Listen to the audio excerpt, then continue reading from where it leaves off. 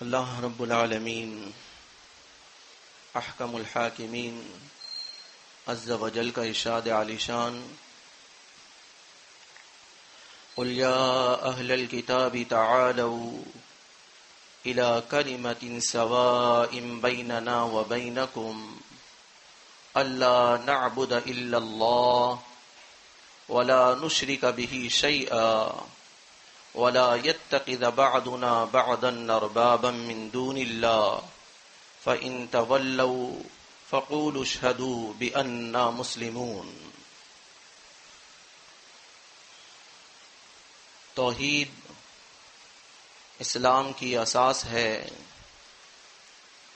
اس کی بنیاد ہے۔ توحید ہے تو اسلام قائم ہے، توحید نہیں ہے تو اسلام باقی نہیں رہتا۔ توحید ہی کی بدولت آخرت میں فلاح و نجات ممکن ہے۔ توحید کی 3 بڑی شاخیں ہیں، توحید فی الذات، توحید فی الصفات اور توحید فی الحقوق۔ توحید فی الذات کیا ہے؟ کہ اللہ رب العالمین کو اس کی ذات میں کامل و یکتا مانا جائے، واحد مانا جائے۔ نہ اس کا کوئی باپ ہے، یہ عقیدہ رکھا جائے کہ نہ اس کا کوئی باپ ہے، نہ اس کا کوئی بیٹا ہے، نہ اس کی کوئی بیوی ہے، نہ اس کا کوئی ہمسر ہے۔ بالکل اسی طرح توحید فی الصفات ہے کہ اللہ رب العالمین اپنی صفات میں بھی واحد ہے، یکتا ہے، اس کا کوئی شریک نہیں ہے۔ اللہ رب العالمین کی صفات میں اللہ رب العالمین رحمان ہے، رحیم ہے، تمام تر حمد اللہ رب العالمین ہی کو سزاوار ہے۔ یہ توحید فی الصفات میں سے ہے۔ اور توحید فی الحقوق کیا ہے؟ کہ جو اصل میں اللہ رب العالمین کا حق ہے وہ اللہ کو دیا جائے۔ اس حق میں کسی کو شریک کرنا گویا کہ شرک فی الحقوق کے اندر داخل ہو جاتا ہے۔ توحید فی الذات اور فی الصفات لوگ بیان کرتے ہیں، بڑی بڑی تقاریر کی جاتی ہیں، لیکن یہ جماعت المسلمین ہی کا طرہ امتیاز ہے کہ وہ لوگوں کو توحید فی الحقوق بتاتی ہے، اور صرف بتاتی ہی نہیں ہے بلکہ خود بھی اس پر عمل پیرا رہتی ہے۔ یہی وجہ ہے کہ سید مسعود احمد رحمۃ اللہ علیہ انہوں نے توحید المسلمین لکھی، اور توحید المسلمین کے اندر توحید فی الحقوق کے عنوان سے کئی عنوانات انہوں نے تحریر کیے ہیں۔ یہ جو خطبات کے اندر عنوان دیے جاتے ہیں ان کا مقصد یہی ہوتا ہے کہ ہم نے جو ہماری اپنی کتب ہیں ان سے جان چھڑائی ہوئی ہے، دوبارہ سے اثر نو اسے پڑھا جائے۔ جب ہم گھر کے اندر خود مطالعہ کریں گے تو یقیناً ہمارے بچے بھی اس سے محظوظ ہو سکیں گے۔ تو توحید فی الحقوق کی ذیل کے اندر مسعود احمد صاحب کئی عنوانات لے کر آئے ہیں۔ اس میں سے ایک بات آپ کے سامنے بیان کر سکوں گا۔ جو آیہ مبارکہ سورہ آل عمران سے میں نے تلاوت کی، اس میں اللہ رب العالمین نے ارشاد فرمایا، اے رسول صلی اللہ علیہ وسلم آپ کہہ دیجئے کہ اے اہل کتاب تم اس بات کی طرف آؤ، اس چیز کی طرف آؤ جو ہم میں اور تم میں مشترک ہے، یعنی ہماری اور تمہاری یگانگت جس چیز پر پائی جاتی ہے تم اس بات پر آ جاؤ۔ یہ دعوت کون دے رہا ہے؟ امام الانبیاء، امام الرسل احمد مشتبہ محمد مصطفیٰ صلی اللہ علیہ وسلم دے رہے ہیں۔ اللہ نعبد الا اللہ، دیکھو اللہ کے علاوہ کسی کی عبادت نہ کرو، اللہ کی اکیلے عبادت کرنا۔ ولا نشرک بہ شیئا، اور اللہ کے ساتھ اس کی عبادت میں ذرہ برابر بھی کسی کو شریک نہ کرنا۔ ولا يتخذ بعضنا بعضا اربابا من دون اللہ، اور آپس میں اللہ کے علاوہ ایک دوسرے کو رب نہ بنانا۔ یعنی 3 باتیں اس آیت مبارکہ سے معلوم ہو رہی ہیں. خالص اللہ کی عبادت کی جائے، اللہ کی عبادت میں کسی کو شریک نہ کیا جائے، اور آپس میں ایک دوسرے کو رب نہ بنایا جائے. فَإِن تَوَلَّوْا، اگر تم ان تمام باتوں سے منہ موڑتے ہو، روگردانی کرتے ہو، فَقُولُوا اشْهَدُوا بِأَنَّا مُسْلِمُونَ، تم گواہ رہنا ہم تو اللہ کے مسلم ہیں. آج جماعت المسلمین جو دعوت دیتی ہے تمام مذاہب، مسالک، مکاتب فکر کے لوگوں کو، اس کی دعوت بھی یہی ہے کہ لوگوں، وہ اللہ جس کو تم مانتے ہو ہم بھی اسی الہ کی عبادت کرنے والے ہیں. وہی رسول، امام الانبیاء، امام الرسل، خاتم النبیین، جس کو تم رسول مانتے ہو ہم بھی اس کو رسول مانتے ہیں. وہ کتاب قرآن مجید فرقان حمید جو اللہ رب العالمین کا کلام ہے، جس کو تم اللہ کا کلام مانتے ہو ہم بھی اللہ کا کلام مانتے ہیں. وہی قبلہ خانہ کعبہ جس کی طرف تم رخ کر کر نماز پڑھتے ہو ہم بھی اس کی طرف رخ کر کر نماز پڑھتے ہیں. ہم بس ایک بات یہ کہتے ہیں کہ وہ نام جو اللہ رب العالمین نے آسمان سے نازل کیا ہے، جو نام ہے مسلمین، اس ایک نام پر متحد ہو جاؤ، اس ایک نام پر جمع ہو جاؤ. یہی جماعت المسلمین کی دعوت ہے. اگر تم اس دعوت سے روگردانی کرتے ہو، فَقُولُوا اشْهَدُوا بِأَنَّا مُسْلِمُونَ، تو تم تمام گواہ رہنا ہم تو اللہ رب العالمین کے مسلم ہیں. اور یہی دعوت دینے کے لیے مختلف قسم کی ٹولیاں، مختلف قسم کی جماعتیں، مختلف قسم کی لوگوں کے ساتھ گفت و شنید کی جاتی ہے. یہاں تک کہ بڑے بڑے پروگرام مرتب کیے جاتے ہیں. جس طرح کہ ہمارا مرکزی اجتماع ہے، یہ بھی اسی ذیل کی ایک کڑی ہے. اور اس سلسلے میں یقیناً آپ لوگوں کے علم میں ہے کہ آج ایک قافلہ حیدرآباد، میرپور خاص اور سانگڑ کی طرف روانہ ہو رہا ہے. میں تمام بزرگوں سے یہ کہوں گا کہ وہ اپنی دعاؤں میں ان لوگوں کو جو مددگار دین ہیں ضرور یاد رکھیں کہ اللہ رب العالمین قدم قدم پر ان کی نصرت فرمائے، ان کے لیے آسانیاں فرمائے. اور جن لوگوں نے اپنے لال کو اس کے لیے بھیجا ہے، اللہ رب العالمین انہیں دنیا کے اندر بھی اور آخرت میں کامیابی اور کامرانی عطا فرمائے.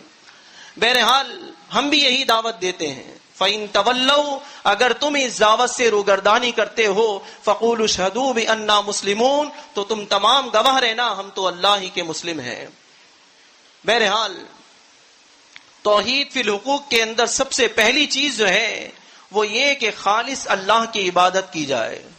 اللہ کی عبادت میں کسی کو شریک نہ کیا جائے.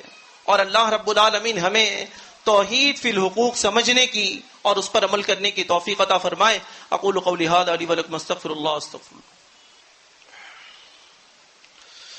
الحمد لله إن الحمد لله نحمده ونستعينه ونستغفره ونعوذ بالله من شرور أنفسنا ومن سيئات أعمالنا من يهده الله فلا مضل له ومن يضلله فلا هادي له وأشهد أن لا إله إلا الله وحده لا شريك له وأشهد أن محمدا عبده ورسوله.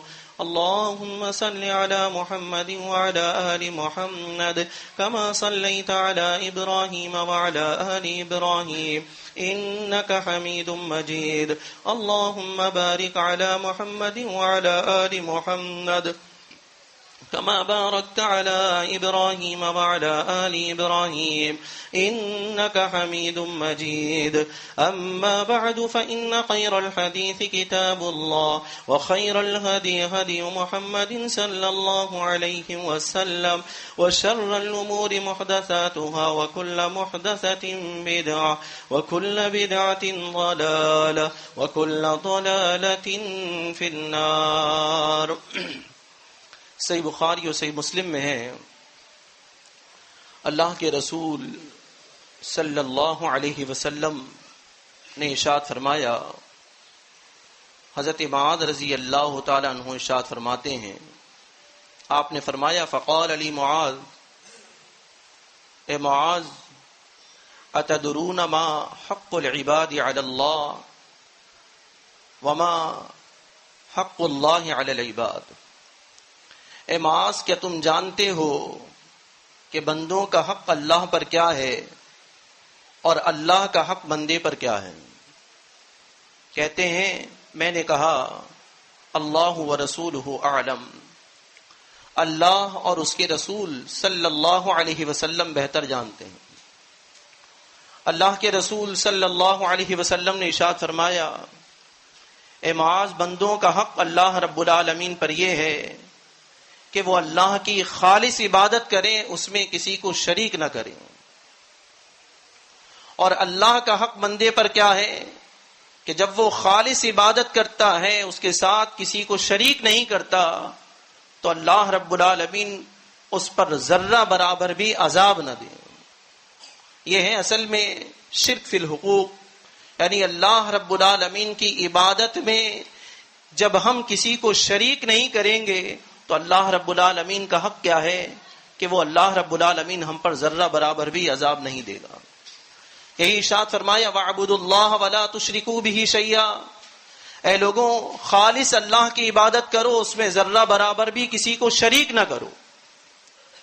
قُلْ إِنَّمَا أَنَا بَشَرٌ مِثْلُكُمْ يُوحَىٰ إِلَيَّ، اے رسول صلی اللہ علیہ وسلم آپ یہ کہہ دیجئے کہ میں بھی تمہاری مثل ایک انسان ہوں، بس مجھ پر وحی آتی ہے۔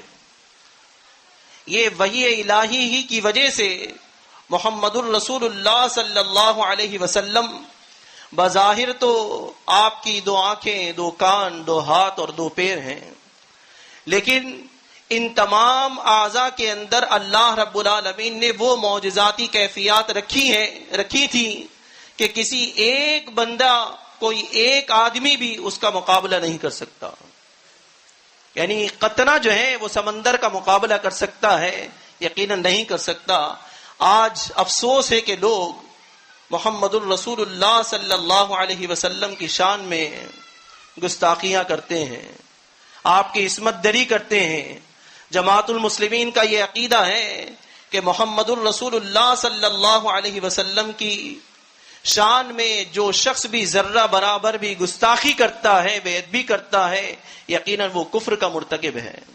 بہرحال اللہ کے رسول صلی اللہ علیہ وسلم نے ارشاد فرمایا انما انا بشر مثلکم یوحی الی، میں بھی تمہاری طرح ایک انسان ہوں، بس مجھ پر ایک وحی نازل ہوتی ہے۔ انما الہکم الہ واحد، اے لوگوں دیکھو تمہارا الہ ایک الہ ہے، وہی حاجت روا، وہی مشکل کشا، وہی پالنے والا، وہی بگڑی بنانے والا ہے۔ فمن کان یرجو لقاء ربہ فلیعمل عملا صالحا، تو جو کوئی بھی اپنے رب سے ملنے کی امید رکھتا ہے، فمن کان یرجو لقاء ربہ، ایک مسلم یہی امید رکھتا ہے کہ اللہ رب العالمین سے قیامت کے روز ضرور بضرور اس سے ملاقات ہوگی۔ فمن کان یرجو لقاء ربہ فلیعمل عملا صالحا، اسے چاہیے کہ وہ عمل کرے اور نیک عمل کرے، وَلَا يُشْرِكْ بِعِبَادَةِ رَبِّهِ أَحَدًا، اور اپنے رب کی عبادت میں ذرہ برابر بھی کسی کو شریک نہ کرے۔ اللہ رب العالمین کی خالص عبادت کرنی ہے، اس میں ذرہ برابر بھی کسی کو شریک نہیں کرنا ہے۔ یہی اصل میں توحید فی الحقوق ہے۔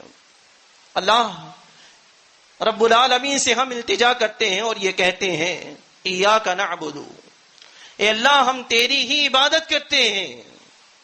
اگر اس عبادت کے اندر ریاکاری جیسا شرک آ جاتا ہے تو آپ یہ سمجھ لیجئے تمام اعمال جو ہے وہ ہمارے اکارت چلے جائیں گے، ضائع ہو جائیں گے۔ صحیح مسلم میں اللہ کے رسول صلی اللہ علیہ وسلم نے ارشاد فرمایا لا الہ الا اللہ ولا نعبد الا ایہ، اللہ کے علاوہ کوئی الہ نہیں ہے اور ہم عبادت کرتے ہیں، سوائے اللہ کے علاوہ ہم کسی کی عبادت نہیں کرتے۔ تو ایک مسلم جو ہے وہ اللہ رب العالمین کی عبادت کرتا ہے، لیکن اس عبادت میں کسی کو شریک کرنا گویا کہ شرک فی الحقوق کے اندر آ جاتا ہے۔ اللہ رب العالمین نے ارشاد فرمایا وما خلقت الجن والانس الا ليعبدون، ہم نے جنوں انس کو پیدا نہیں کیا مگر اس لیے کہ وہ ہماری عبادت کریں، اللہ کی بندگی کریں۔ یہ عبادت اگر ہم یہ سمجھیں گے کہ صرف عبادت کا مطلب یہ ہے کہ نماز اور روزہ ہے، تو پھر جو ہے زندگی گزارنی مشکل ہو جائے گی. یعنی مسلم ہر وہ عمل جو اللہ رب العالمین کی خوشنودی اور اس کی رضا کے لیے کر رہا ہے، ہر عمل اللہ رب العالمین کی عبادت ہے.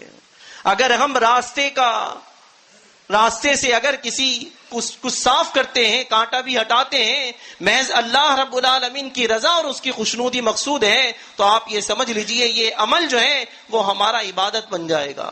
بات کیا ہے کہ اس عبادت کے اندر ہمارے اس میں ریاکاری شامل ہو جاتی ہے، دکھاوا شامل ہو جاتا ہے. احمد حاکم میں صحیح سند سے اللہ کے رسول صلی اللہ علیہ وسلم نے ارشاد فرمایا، الیسیر من الریاء شرک، ذرا سی بھی ریاکاری شرک ہوتی ہے.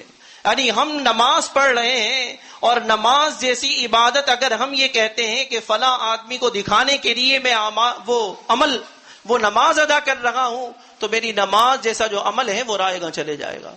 اگر میں صدقہ دیتا ہوں محض اس لیے کہ کسی آدمی کو خوش کیا جائے، وہ آدمی تو آج اس دنیا کے اندر خوش ہو جائے گا، لیکن اللہ رب العالمین کے دربار میں جب ہم جائیں گے، ترمذی میں ہے صحیح سند کے ساتھ حدیث کہ اللہ کے رسول صلی اللہ علیہ وسلم نے ارشاد فرمایا، جب قیامت کا دن ہوگا تو ایک ندا کرنے والا ندا کرے گا کہ جو کوئی بھی اعمال کیا کرتا تھا اللہ رب العالمین کے علاوہ کسی اور کے لیے، تو وہ اس عمل کو اس شخص سے حاصل کر لے. یعنی کوئی آدمی جو ہے وہ اس عمل کا بدلہ دے ہی نہیں سکتا سوائے رب کے. تو ہم تمام اعمال اللہ رب العالمین کے لیے کیوں نہ کریں، اس کی رضا کے لیے، اس کی خوشنودی کے لیے کیوں نہ کریں. تو اپنی عبادت جو ہے وہ ہم نے تب رائے گاں کر دی کہ اگر ہم نے عبادت کے اندر کسی چیز کو ریاکاری جیسے عمل کو شریک کر لیا. یہی وجہ ہے صحیح مسلم کی روایت کے مطابق اللہ کے رسول صلی اللہ علیہ وسلم نے ارشاد فرمایا کہ قیامت کے دن وہ 3 اشخاص کا ذکر کیا جو بڑے بڑے عمل جنہوں نے کیے تھے. یعنی ایک آدمی وہ جو اللہ رب العالمین کے راستے میں شہید ہوا تھا، اس سے یہی کہا جائے گا کہ تو نے جو ہے وہ اس لیے شہادت پائی کہ لوگ تجھے جو ہے بہادر کہیں، لوگوں نے بہادر کہہ دیا اور اسے گھسیٹ کر جہنم کے اندر ڈال دیا جائے گا. ایک آدمی وہ ہوگا جس نے علم سیکھا ہوگا، قرآن مجید پڑھتا ہوگا، پڑھاتا ہوگا اور اللہ رب العالمین کے کلام کو سیکھا ہوگا، لیکن اللہ رب العالمین کے دربار میں جب آئے گا اس سے یہ کہا جائے گا تو نے اس لیے علم سیکھا کہ لوگ تجھے کہیں کہ قاری، اور لوگوں نے کہا اور پھر اسے گھسیٹ کر جہنم کے اندر ڈال دیا جائے گا. ایک وہ شخص ہوگا جس نے اللہ رب العالمین کے راستے میں ہر جگہ خرچ کیا ہوگا، لیکن وہ شخص جو ہے اس لیے اللہ رب العالمین فرمائے گا تو خرچ کرتا تھا کہ لوگ تجھے یہ کہیں کہ بہت بڑا سخی ہے، لوگوں نے کہا، اور یہ کہہ کر اللہ رب العالمین اسے جہنم میں ڈال دے گا. تو بتانے کا مقصد یہ ہے کہ اتنے بڑے بڑے اعمال کرنے کے بعد بھی اگر اللہ کے دربار میں پہنچتے ہیں لیکن اس کے اندر ریاکاری تھی، تو یہ سمجھ لیجئے اللہ رب العالمین کے دربار میں وہ چیز قابل قبول نہیں ہے. اللہ کے پاس جو چیز قابل قبول ہے وہ خالص اللہ کی رضا، خالص اللہ کی خوشنودی ہے، اور اس کو چاہتے ہوئے اگر ہم عمل کرتے ہیں، عبادت کرتے ہیں، تو آپ یہ سمجھ لیجئے یہی توحید فی الحقوق ہے. اور اگر اس میں کسی کو شریک کر لیا تو یہ عبادت ہماری ضائع ہو جائے گی اور یہ شرف فی الحقوق کے اندر داخل ہو جائے گا. بہرحال جو باتیں میں نے کی ہیں اللہ رب العالمین مجھے بھی اور آپ تمام لوگوں کو اس پر عمل کرنے کی توفیق عطا فرمائے. اقول قولی ھذا لی ولکم استغفر اللہ.